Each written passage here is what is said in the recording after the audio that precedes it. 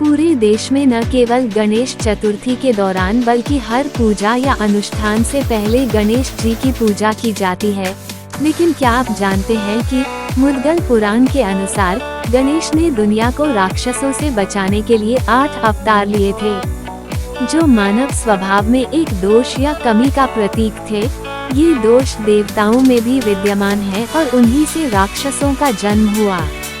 हर अवतार में गणेश का सिर और सूंड हाथी का होता है, लेकिन अपने कुछ अवतारों में वे अपने मूषक वाहन को अन्य जानवरों के बदले में रखते हैं। स्वर्ग के कोषाध्यक्ष कुबेर एक बार भगवान शिव के निवास स्थान कैलाश गए। उसने देवी पार्वती की ओर वासना भरी नजरों से देखा, जिससे देवी क्रोधित हो गईं। कुबेर भय से कांपने लगे। ये भयावह शक्ति लोभा में प्रकट हो गई। लोभासुर ने शुक्राचार्य के अधीन अध्ययन किया, ओम नमः शिवाय मंत्र का उपयोग करके तपस्या की और अंततः तीनों लोकों पर विजय प्राप्त करने के लिए पर्याप्त शक्ति प्राप्त कर ली। परेशान होकर देवता ऋषि रैव्य के पास पहुँचे, जिन्होंने उन्हें भगवान गजानन से प्रार्थना करने को कहा।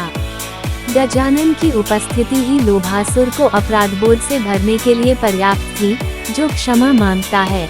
यह अवतार दुनिया को दिखाता है कि वासना आत्मभोगी और आत्म केंद्रित है और अनजाने में आत्मा के विनाश की ओर ले जाती है। समुद्र मंथन के दौरान विष्णु ने असुरों को धोखा देने के लिए सुंदर और आकर्षक मोहिनी का रूप धारण किया। हालांकि उन्होंने शिव को अपने इस अवतार पर मोहित होते नहीं देखा। जब उन्हें इस बात का एहसास होता है, तो विष्णु तुरंत अपने मूल रूप में लौट आते हैं। इससे शिव दुखी और क्रोधित हो गए और यह क्रोधासुर नामक एक भयानक राक्षस के रूप में प्रकट हुआ। कामासुर का जन्म विष्णु और राक्षस जलंधर की पत्नी वृंदा से हुआ था। उन्होंने चालाकी, वासना और वासना के परिणामों को मूर्त रूप दिया। कामासुर ने असुरों के गुरु शुक्राचार्य की शरण ली और उसे कठोर तपस्या करने और शिव का ध्यान करने को कहा गया। तब कामासुर को एक वरदान मिला, जिसके द्वारा उसने तीनों लोकों पर विजय प्राप्त की और सभी देवताओं के लिए परेशानी पैदा कर दी। ऋषि मुद्गल की सलाह पर देवताओं ने मयूरेश क्षेत्र नामक स्थान पर ओम का जाप करना शुरू किया।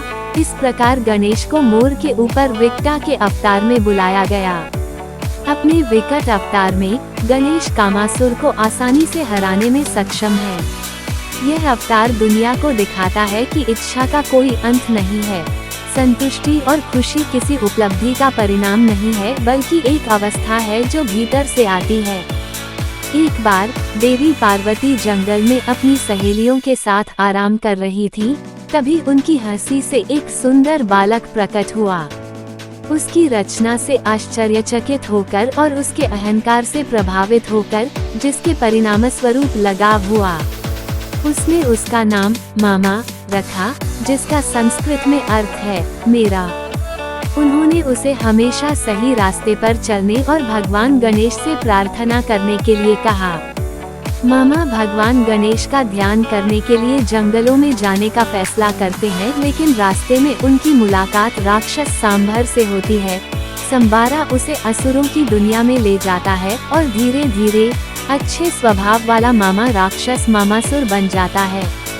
वो एक असुर प्रमुख की बेटी मोहिनी से शादी करता है और तीनों लोकों पर शासन करने के लिए अपना अभियान शुरू करता है। पराजित होकर स्वर्गलोक से बाहर निकाले जाने पर देवता मदद के लिए गणेश के पास गए। इसलिए वो विघ्नराज का अवतार लेता है, बाधाओं को दूर करने वाला। विशाल नाग शेषनाग पर सवार होकर विघ्नराज मोह के राक्षस को वश में करते हैं और शांति बहाल करते हैं।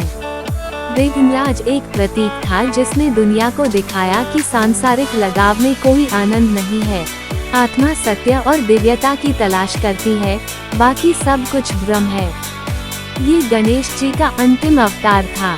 एक बार ब्रह्मा ने अपने पोते सूर्य देव को कर्म जगत पर शासन करने का अधिकार दिया। सूर्य को घमंड हो गया और उसने मन ही मन सोचा कि चूंकि पूरी दुनिया कर्म से संचालित होती है, इसलिए वो पूरी दुनिया का स्वामी बन गया है। जैसे ही यह विचार उसके मन में आया, उसे छींक आ गई और उसकी छींक से एक राक्षस प्रकट हुआ।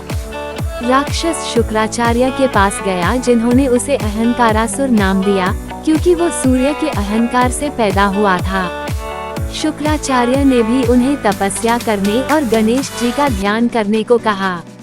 अहमकोरा की बढ़ती शक्ति से भयभीत होकर देवता मदद के लिए गणेश की ओर देखते हैं।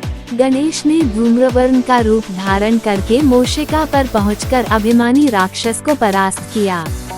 ये प्रसंग हमें याद दिलाता है कि अहंकार आत्मा विनाश का मूल कारण है। जब हम गणेश चतुर्थी के अंत में गणेश की प्रतिमा को समुद्र में विसर्जित करते हैं, तो हम अपने सभी नकारात्मक गुणों को भी विसर्जित कर देते हैं, चाहे वह घमंड, अहंकार, इच्छा, भ्रम, लालच, क्रोध, ईर्ष्या या आत्म प्रेम हो। गणेश जी का पेट हमारे सभी दोषों और कष्टों को दूर करने के लिए काफी बड़ा है। वो हमें शक्ति प्रदान करें और हमारे जीवन को खुशियों और प्यार से भर दें।